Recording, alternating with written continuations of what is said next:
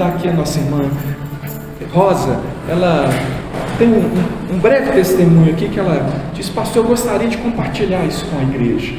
Se o senhor me der uma oportunidade, eu quero compartilhar. Então ela brevemente vai falar de algo que é assim, dessa graça. Por favor, irmão, vem aqui e compartilhe conosco aquilo que o Senhor tem feito na sua vida. Bom dia, irmãos. Eu queria ler rapidamente, né? Eu reduzi máximo o meu testemunho para não se estender muito. Eu queria ler aqui em Salmos 55, até o versículo 12. Dá ouvidos, ó Deus, à minha oração. Não te esconda da minha súplica, e atende-me e responde-me. Sinto-me perplexo em minha queixa, e ando perturbado, por causa do clamor do inimigo e das opressões do ímpio. Pois sobre mim lanças calamidades, e furiosamente me escholizam. Estremece-me no peito o coração. Temores de morte me salteiam. Temor e tremor me sobrevêm, e horror se apodera de mim. Então disse eu: quem me dera asas como de pomba, voaria e acharia pouso. Eis que fugiria para longe e ficaria no deserto. Dai-me aí presas em abrigar-me do vendaval da procelas. Detrói, Senhor, e confunde seus conselhos, porque vejo violência e contenda na cidade. Dia e noite giro nas suas muralhas, e muros se dentro campeia a perversidade e a malícia. Há destruição no meio delas. Das suas praças não se aparta a opressão e o engano. Com efeito, não é o inimigo que me afronta. Se fosse, eu suportaria, nem os que me rodeiam. Irmãos, eu queria compartilhar com irmãos. Muitos aqui não conhecem a minha história, como eu cheguei na igreja, né? E esses dias eu estava lavando vasilha lá em casa e estava falando: um dia eu vou contar minha história diante da igreja, diante das pessoas. E Deus começou a falar ao meu coração: mas você já tem uma história, você já pode compartilhar, né? Eu achava assim que eu tinha que falar quando Jesus salvasse meu marido, aí seria uma grande história. Irmãos, eu falei com o pastor que no culto, nas quinta-feiras, eu comecei a participar e comecei a me questionar, por que tanta derrota, por que tantos conflitos vinham no meu coração, sabe? E sempre eu andava um passo e voltava de novo no mesmo lugar que eu estava. Então eu comecei a questionar: Deus, eu quero que o Senhor fale, por que eu tenho voltado para o mesmo lugar?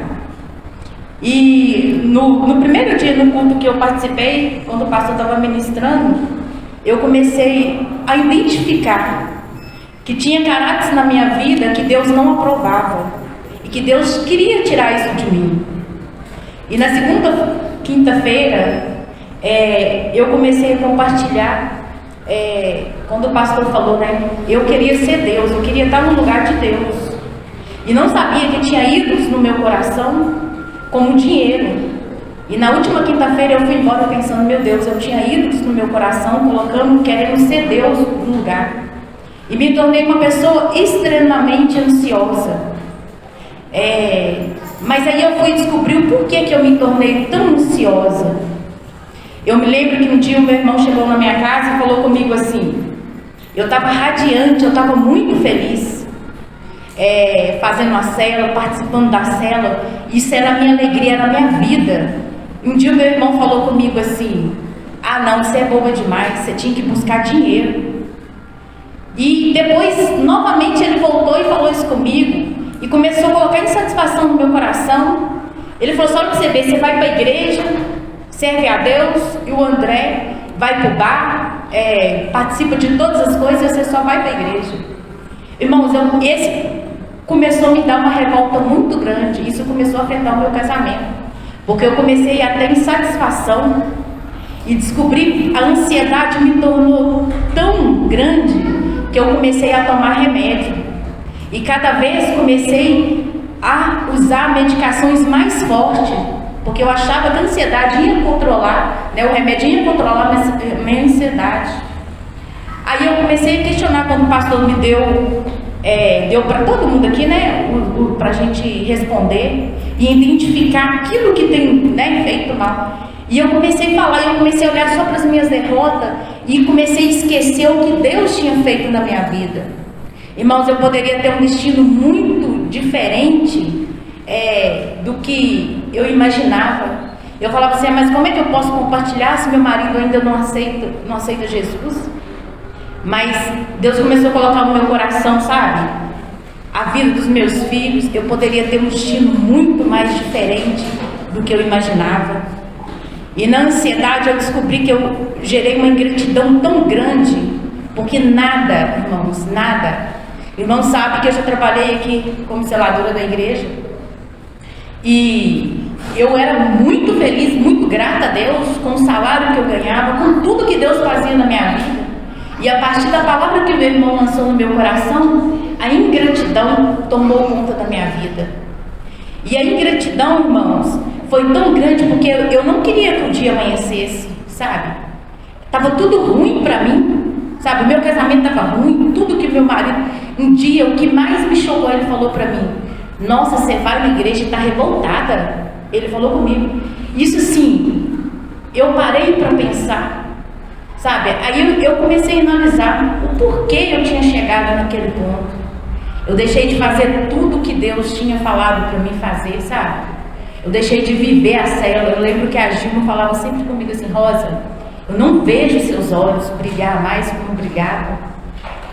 E, irmãos, isso sempre vinha no meu coração, porque eu deixei de fazer aquilo que Deus ia, eu era feliz, sabe? Deus mostrando para mim, você tem paz. Eu falava com meu irmão, se eu tenho paz, não tem nada que dinheiro possa comprar, eu tenho paz, eu tenho alegria, eu estou satisfeita. E nessa que meu irmão falou isso comigo, irmãos, começou a me gerar uma insatisfação muito grande. Eu comecei a ficar distante do meu marido, sabe, com muita raiva, revolta. E ele realmente não tem culpa, porque ele não pode me dar a solução. A minha solução, quem pode me dar é só Jesus. E me chamou muita atenção quando a Sheila falou domingo, o resultado é com Deus, Ele deseja que eu seja fiel, sabe? Eu falava assim, que Deus me chamou para me viver algo grande lá no mercado, eu achava que era financeiro. Mas no decorrer da minha caminhada, sabe? Eu vi que Deus me chamou para algo grande mesmo, mas é ter uma intimidade com Deus, sabe? É mudar, é levantar pessoas, porque quantas pessoas, eu ficava assim, por que eu não caio? Mas eu lembro, muitas pessoas aqui na igreja, eu sei, e tem outras pessoas de outra igreja oram por mim, sabe, irmãos? Eu honro muito a vida da Gilma, porque tudo que ela falava, e eu sentava, um dia eu fui na igreja, e olha, irmãos, e o pior é quando a pessoa fala com você assim, nossa, você precisa de uma igreja, sendo que você está na igreja. E a culpa não era da igreja. E eu comecei a me questionar, falei, Senhor, e uma vez eu fui na igreja da minha tia, sentei lá e comecei a fugir da nossa igreja. E fui em outras igrejas, mas todos os lugares que eu ia, Deus só falava de servir a Ele, sabe, de se doar. E às vezes eu falo, nossa, mas toda vez que eu vou na igreja só fala disso. E o pastor na outra igreja falou, não adianta, irmãos, você dá o melhor dízimo, você fazer isso, fazer aquilo. O maior dízimo é servir a Deus. É servir a Deus, é servir as outras pessoas, é fazer aquilo que Deus não chamou a gente para viver a nossa vida. A gente olhar só para a gente. Eu comecei a olhar só para mim, sabe, irmãos? Sendo que Deus falava comigo assim, você tem muito, outras pessoas não têm nada. Você pode ajudar uma pessoa a se levantar como as outras pessoas fizeram com você, sabe? Eu lembro que quando eu estava na igreja, e Deus, Ele olha o seu coração. Eu vi a minha tia lá, que nunca se envolveu com nada da igreja, se envolvida e trabalhando e feliz. Eu olhei e eu não queria participar de mais nada da igreja, de nada, porque eu questionava muito. Deus não me chamou para isso. Aí eu vi a minha tia lá, E Deus olhou para o meu coração, irmãos. Eu falei assim: Deus, eu quero isso de todo o meu coração. Irmãos, nesse dia era de uma profundidade do meu coração muito grande, sabe? E assim, eu queria compartilhar com os irmãos, porque eu comecei a refletir de onde veio tantos problemas, que foi um problema tão pequeno, irmão, e se tornou tão grande. Eu tive uma consequência tão grande, sabe, de pecado. E é igual o Salmo aqui fala, né? Se fosse o inimigo, né, eu suportaria. Mas às vezes, irmãos, não é só o inimigo. O inimigo pode ter entrado, né? Mas às vezes eu dei a oportunidade para o inimigo entrar. E quando eu vi, assim, sabe, Deus começou a me restaurar. Eu tomei um prejuízo muito grande. E eu olhei para um lado, eu olhei para o outro e falei: meu Deus, e agora? Aí entrou a pandemia, eu achei que eu ia recuperar. E eu falei assim: meu Deus, e agora? Porque eu contava, irmãos, com a minha força. E o cara tinha feito a proposta para mim, né? Só que nesse ano ele não me chamou, que não deu para ele me chamar. Irmãos, Deus me deu todos os meses aquilo para mim pagar o que eu tinha perdido. E assim, agradeço muito a vida da Célia também. Porque, irmãos, é igual o pastor falou aqui domingo, às vezes você não está aqui na frente, mas você pode tirar uma pessoa do buraco, sabe? Você pode caminhar com ela, que a Célia me ajudou muito, com palavras, com oração.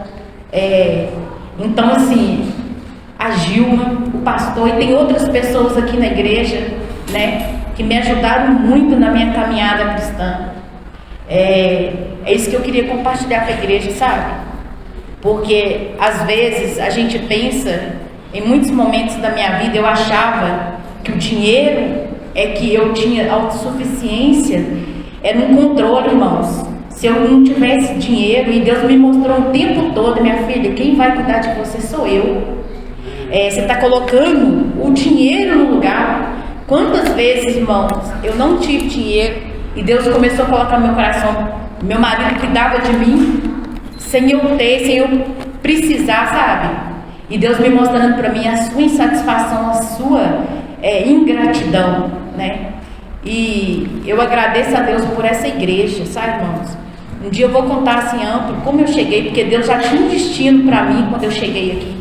Deus já tinha um destino com meus filhos, porque o meu destino com os meus filhos poderia ser muito diferente, sabe? Eu via crianças que, da mesma idade do meu filho, falavam que quando crescer ia ser bandido. Então eu vejo assim, Deus já tinha o meu destino já traçado, sabe? E eu falei: por que o evangelho não chegou há mais tempo na minha vida, sabe? Porque a palavra, ela tem poder de transformar, a gente não fica do mesmo jeito. Glória a Deus. Louvado seja o Senhor, irmãos. Quando a gente diz que Jesus, porque Jesus, né? Jesus é restauração, nós estamos falando disso. Nós estamos falando da sua vida, da minha vida. Nós estamos falando de um Deus presente. E nós somos movidos por gratidão. Eu convido você a ficar de pé. Nós vamos cantar uma canção. Eu queria que você orasse por restauração na sua vida, para que você viva aquilo que Deus tem para você. Você está aí, talvez assim, patinando na sua vida, mas Deus não desistiu de você. Deus não desistiu de completar a obra, e Ele está aí. Clame pelo Senhor. Depois dessa oração, nós vamos trazer os nossos dízimos, as nossas ofertas, enquanto cantamos um cântico. Senhor, te adoramos, e somos sim movidos por gratidão ao Senhor. Ó Deus, obrigado, porque o dinheiro não manda na nossa vida. Nós não estamos desesperados, nós somos um povo da esperança. Nós temos fé no Senhor, e a fé no Senhor gera no nosso coração os sonhos, a esperança. Eu sei que o Senhor tem um propósito na vida de cada um de nós, ó Deus, e é assim, Deus, individualmente, coletivamente, que nós queremos fazer o melhor. Abençoa a tua igreja agora, Senhor Deus, que ao trazer os nossos dízimos e ofertas, nós estejamos proclamando que Mamon não tem poder sobre a nossa vida, que o dinheiro não importa na nossa vida, importa o Senhor cuida de nós. Nós te adoramos, Senhor. Louvado seja o Senhor por transformar o nosso coração, por fazer a gente ver que o Senhor está presente, que o Senhor está pronto para restaurar. Te adoramos no nome de Jesus. Aleluia.